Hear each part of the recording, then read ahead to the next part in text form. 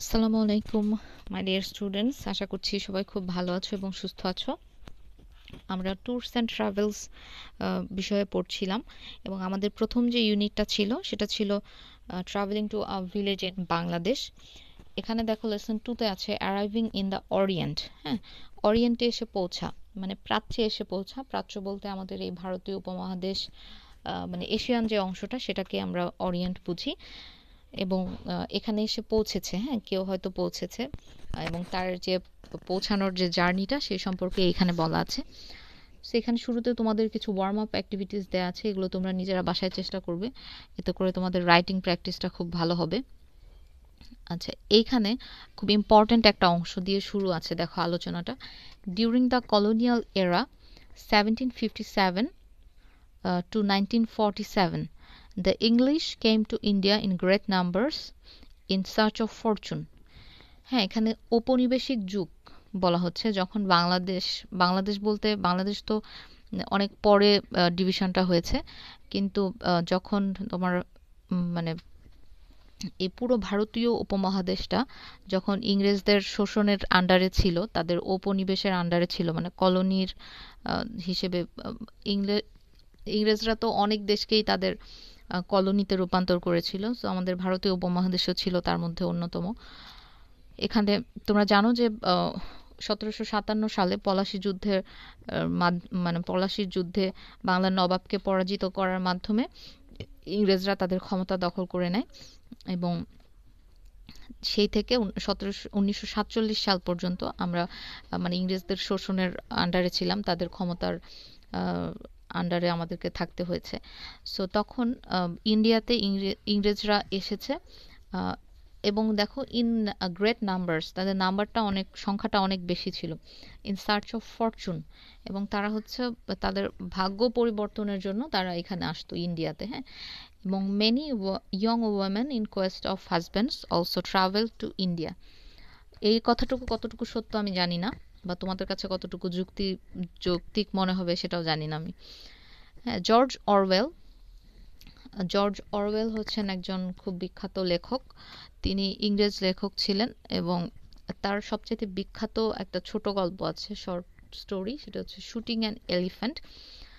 Shooting an elephant তিনি এই যে বার্মাতে ছিলেন অ্যাজ আ কলোনিয়াল রিপ্রেজেন্টেটিভ। তো তিনি বার্মাতে থাকা অবস্থায় মানে সেখানকার একটা এক্সপিরিয়েন্স এখানে এই ছোট গল্পটাতে বর্ণনা করা হয়েছে। এবং তখন আসলে কলোনিয়াল যারা রুলার তাদের প্রতি আমাদের নেটিভদের কি ধারণা ছিল, বা নেটিভদের অ্যাটিটিউড, তাদের অ্যাটিটিউড, এই সব কিছু খুব মানে সংক্ষিপ্ত সময়ের মধ্যে তোমরা খুব ভালোভাবে বুঝতে পারবে শুটিং অ্যান এলিফ্যান্টটা পড়লে। এবং তার আরেকটা সবচেয়ে বিখ্যাত একটা উপন্যাস যেটা হচ্ছে অ্যানিম্যাল ফার্ম, এটা খুবই বিখ্যাত উপন্যাস জর্জ অরওয়েলের। সো তোমরা সময় পেলে এগুলো পড়ে নিবে। George Orwell spend a part of his early life in Burma, now Myanmar. তিনি তার আর্লি লাইফের কিছু অংশ বার্মাতে কাটিয়েছেন। Then an English colony, serving as a police officer, যেটা পরবর্তীতে মায়ানমারও কিন্তু ইংরেজদের কলোনির আন্ডারে ছিল। Serving as a police officer in the following extract taken from his Burmese days, যেটা তার মানে বার্মার দিন মানে এরকম একটা লেখা, সেখান থেকে নেওয়া হয়েছে এই এক্সট্র্যাক্টটা। We get the picture of the journey of a young English women Elizabeth, যেখানে আমরা দেখতে পাই একজন ইয়ং লেডি, তার জার্নির যে চিত্র এখানে মানে ফুটিয়ে তোলা হয়েছে। Across the sea by ship and her arrival in Burma, তার যে সমুদ্র যাত্রা এবং বার্মাতে এসে পৌঁছা সে সম্পর্কে এখানে আমরা কিছু ধারণা পাবো। She has a typical colonial mindset and fantasises a glorious life in India, এবং তার হচ্ছে কলোনিয়াল যে চিন্তাভাবনা, ঔপনিবেশিক যে চিন্তাভাবনা, তারও সেই ধরনের চিন্তাভাবনাই তার মধ্যেও রয়েছে। এবং তিনি কল্পনা করতেন যে ইন্ডিয়াতে এসে সে খুব গ্লোরিয়াস একটা লাইফ লিড করবে। Her attitude to the colony is also characteristics of the colonizer's psyche that liked the land and the landscape, but was dismissive of the people called natives and their way of life. এবং তার যে attitude সেটা আসলে যারা এই ঔপনিবেশিক যেসব লোকজন ছিল তাদের যে সাইকোলজি তাদের মতোই, হ্যাঁ, তারা তাদের ভূমি পছন্দ করতো বা এখানে যে চিত্র ছিল, ল্যান্ডস্কেপ, যে মানে পরিবেশ, এগুলো তাদের খুব পছন্দ ছিল, কিন্তু নেটিভ যারা ছিল এখানকার লোকজনদের তারা পছন্দ করতো না, এবং তাদের যে জীবনধারা, জীবনযাত্রা, এগুলো তাদের পছন্দ ছিল না। ঠিক আছে, শুধু পছন্দ ছিল ভূমি, ভূমি এবং সম্পদ, যেগুলো তারা আসলে এখান থেকে নিতে পেরেছিল। হ্যাঁ, আচ্ছা, এখন দেখো আমরা টেক্সটায় যাই। টেক্সটে বলা হচ্ছে, Elizabeth spent 30 pounds on summer frocks and set sail immediately. Elizabeth সে হচ্ছে তার পোশাক কিনতে 30 পাউন্ড খরচ করলো এবং মানে খুব দ্রুত যাত্রা শুরু করলো, সমুদ্র যাত্রাটা শুরু করলো তার। The ship heralded by rolling porpoises, এবং যে শিপ যাত্রা শুরু করেছিল সেটা তার যে আগমন সেটা ঘোষণা করছিল এই যে রোলিং porpoises, যে ডলফিন বা শুশুক এই টাইপের প্রাণীগুলো যে মানে নদী সমুদ্রে যে করতে থাকে, রোল করতে থাকে, ঘুরতে থাকে, হ্যাঁ, সেটার মাধ্যমে তারা আসলে জাহাজের আগমন ঘোষণা করছিল। Plowed across the Mediterranean and down the canal into a sea of staring animal-like blue, then out into the green wastes of the Indian Ocean, where flocks of flying fish skimmed in terror from the approaching hull. এখানে বলা হচ্ছে যে এবং সেই সমুদ্র শিপটা ploughed করছিল। Plough বলতে আমরা জানি লাঙল, তাই না? সো প্লাউড করে যাওয়া মানে লাঙলের মতো, লাঙল যেভাবে লাঙলের একটা সামনের ধারালো অংশ থাকে যেটা দিয়ে মাটির ভেতর দিয়ে যেতে থাকে, সো এখানেও মানে সমুদ্রের পানিটাকে সেই সয়েলের সাথে তুলনা করা হয়েছে, এবং শিপের যে অগ্রভাগ সেটাও ঠিক লাঙলের মতোই মানে সেই সমুদ্রের মধ্যে দিয়ে যেতে থাকে।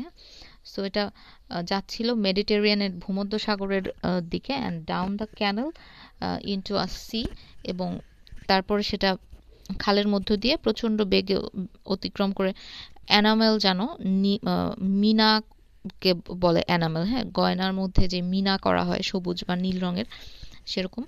সো মিনার মতো নীল উজ্জ্বল সমুদ্রে গিয়ে প্রবেশ করলো, এবং হচ্ছে ভারত মহাসাগরের যে সবুজ আবর্জনা, হ্যাঁ, তার মধ্যে দিয়ে প্রবেশ করলো। যখন হচ্ছে এই জাহাজের কাঠামো দেখে সেখানে যে মাছের ঝাঁক ছিল যেগুলো ভেসে বেড়াচ্ছিল, সেগুলো প্রচণ্ড ভয়ে তারা পালিয়ে গেল। আচ্ছা, তারপরে আছে দেখো, at night the waters were phosphorescent and the wash of the bow was like a moving arrowhead of green fire. এবং রাতে জলরাশিগুলো যে ফসফরাসের যে আলোর মতো সেরকম দেখা যায়, এবং জাহাজের সম্মুখভাগের পানির মধ্যে দিয়ে যে ছুটে চলা, সেটাকে মনে হচ্ছিল যে কোনো একটা তীর ছোড়া হচ্ছে, যেটার অগ্রভাগে সবুজ আগুন দেয়া আছে, হ্যাঁ, সবুজ আগুনযুক্ত কোনো একটা তীর ছোড়া হচ্ছে, হ্যাঁ, এরকম মনে হচ্ছে। এবং Elizabeth loved the life on board ship, এবং এলিজাবেথ এই যে জাহাজের এই জীবনটাকে খুব পছন্দ করত। ঠিক আছে, she was going to love India, এবং সে আসলে ইন্ডিয়াকে খুব পছন্দ করবে এরকমই তার মনে হচ্ছিল।